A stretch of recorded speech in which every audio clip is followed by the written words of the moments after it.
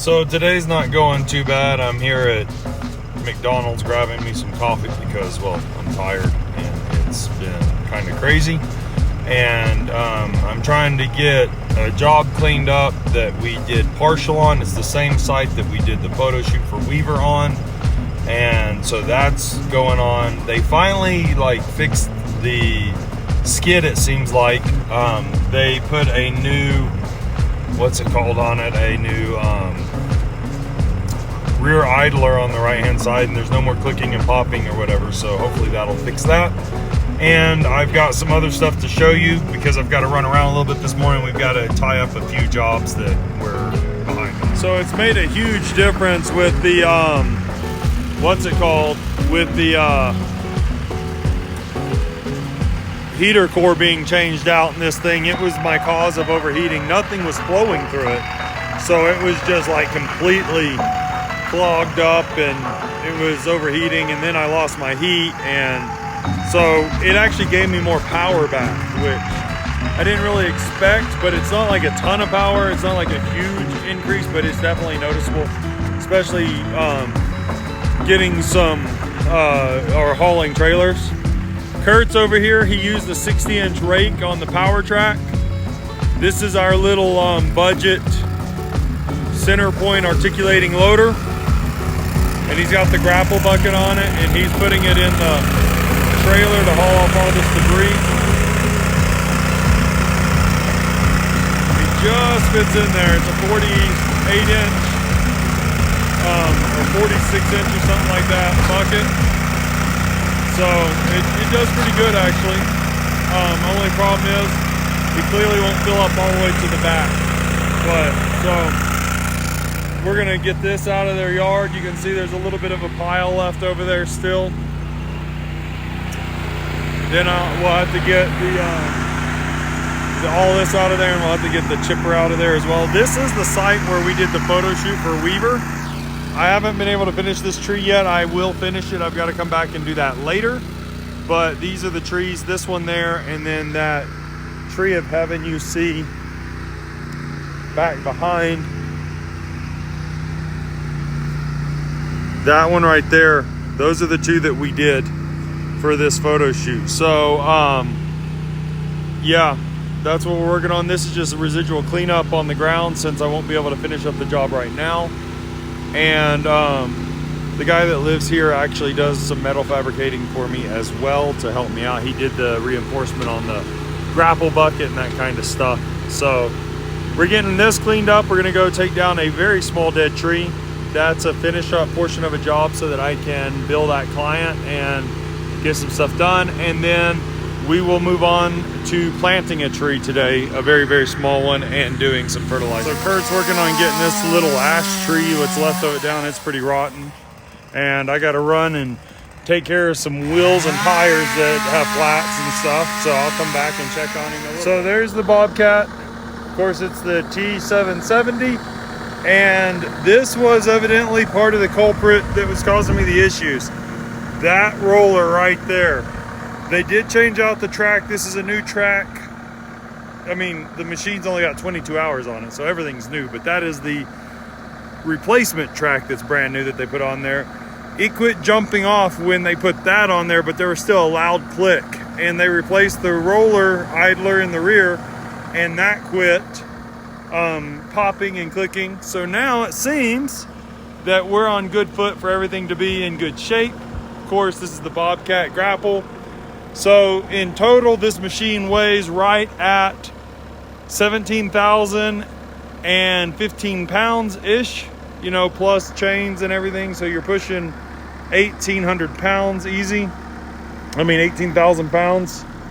I'm sorry, what am I talking about? It's 10,500. So it would be 11,815 pounds. That's what it is. I'm sorry. Can't do my math today. So, you know, you're talking about 11,915 or so. And this is a 16,000 pound trailer with a 12,000 pound load capacity, payload. So we're right there. on it, with you get chains and mud and crap on this thing. So we try to keep it as light as we can. Probably gonna have to use this a little later. Hadn't really intended on doing that, but there's an ash log that I hope will be good millwood, and so I'm gonna grab that with it. But first, you can see back here, the other night we were on the job where we did the Weaver photo shoot, and I had to stay until 8 p.m. to try to get some stuff cleaned up, and I had the bucket too low, and I slipped on the chain because I was dumb and didn't pull the chain off, and it spun on the chain and it dug in, and I pulled it up and it pried it loose from there and bent it all the way down, and then this all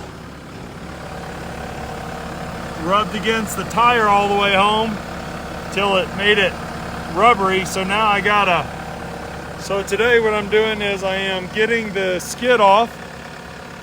I am going to go get this, take this tire off, put the spare on, get this tire replaced, get a new fender, which they have in stock, thankfully enough. And then we were on the mountain job the other day, and somehow there's a rocky section up there of rock gardens or whatever, and let's see, which one was it? Is it this one? Well, both of these are bent, aren't they? No, that one's good. That one's just got a flat. This one here is, that one's got a little bit of a ding on the outside, but I think it's this one. Yeah, it's this one. It's got two big dings right here, and it's not holding air, and that one I think is the culprit because you can see how badly that's bent. So yeah, I'm taking it in just for time wise. I'm gonna have them repair it at the co-op and try to get some air in that tire, and then figure out why that one's getting flat, replace the other tire on that one, and then I guess we'll be good to go, hopefully. And tomorrow I've got a job that we start that's got to use the lift for at least a couple of days on it. Hopefully I can get all the lift work done in a day and a half, because that's about as much time as I've got for the lift to be used. And then we will go on to another important job that we've got booked and try to get that going. In fact, that's the job out in Ouray. And oh yeah, I've got to pick up a spark arrestor to put on my 2511T so I can use it up in the mountains in National Forest area without getting in trouble. And because I don't use that saw up there, and I really want that one for fire mitigating work.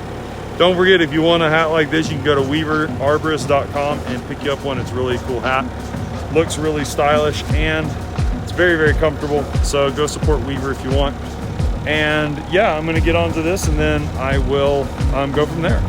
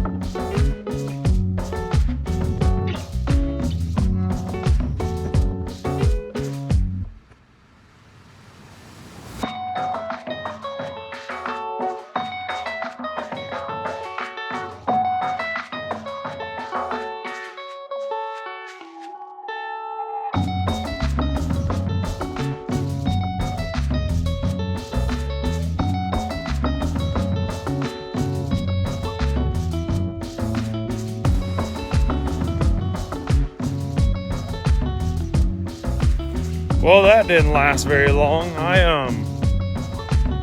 got the skid off, and then I realized two things. One, I don't have a jack, which isn't a huge issue because I can use the skid to lift up the trailer to get the jack. But two, I had lost my lug wrench, and thankfully enough, I just found it.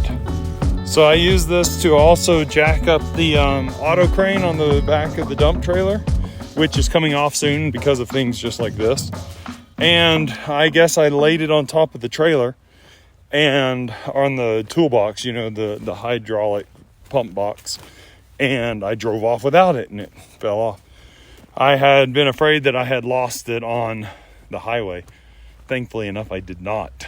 So yeah, since I don't have a jack to get this tire off, I'm going to have to go ahead and do it the sketchy way, or the less convenient way, I should say, and make sure that I use this skid and just pick up the back end of my trailer and lift this thing up. So not what I really want to do, but in a pinch, it'll work. So here's what we're going to do. We're going to make sure that I can get you guys set up on this right here. That way you can see what's going on, and I'm going to do a time lapse of it.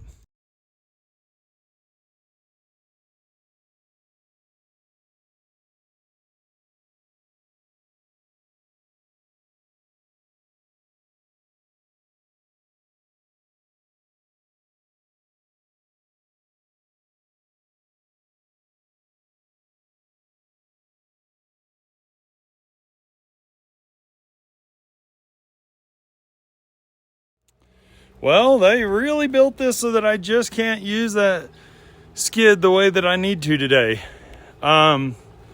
With that closed canopy on it like it is, I can't get the door open unless the cylinders for the arms are all the way down.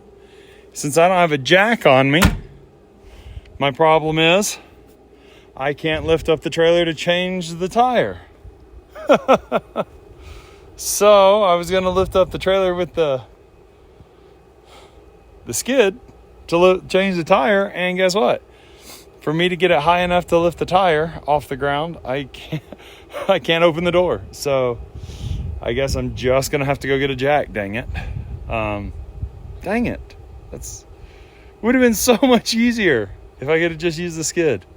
Now I've got to disconnect this thing, reconnect it when I get back. Yeah, that's just how it goes.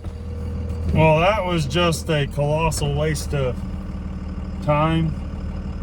I figured out something I could do, but now Kurt's almost done, so it's just better spent for me to go grab him, or grab the trailer that he's using over there, that dump trailer, so I can get it and we can get on to the next portion of everything. Wow, that's frustrating. All over not having my jack with me.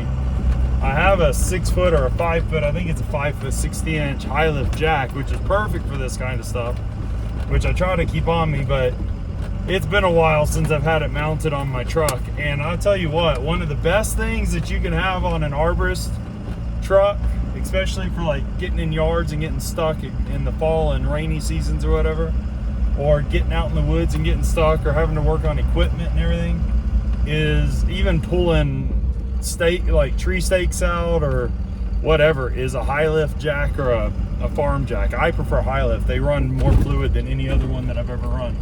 But yeah, so you know, the old farm style jacks, they're super dangerous. Don't get me wrong. Kevin Bingham asked me once why they were so dangerous, and I forgot to respond. I need to do that. I'll go over a whole video why they're so dangerous. But if you've been in off-roading for any amount of years, you will have heard some tragic stories of people using farm jacks. So while I still say that they are an amazing piece of equipment that you should have, that's a simple mechanical tool that can get you out of a lot of situations and be a huge help, I will advise that you should learn how to use it properly before you just go running out buying one and throwing it on the truck for everybody to use. You may even have to make sure that you have appropriate attachment points on your vehicle or equipment to use it with. So don't just like randomly buy one and throw it on things and expect it to work. They do have some specific needs as far as how to hook on to things and stuff like that. But yeah, they are pretty amazing pieces of equipment. So that's what I'm off to do now. Well, we just got finished planting a small maple tree. I didn't even take a photo of it. It was so small, and not really significant by any means.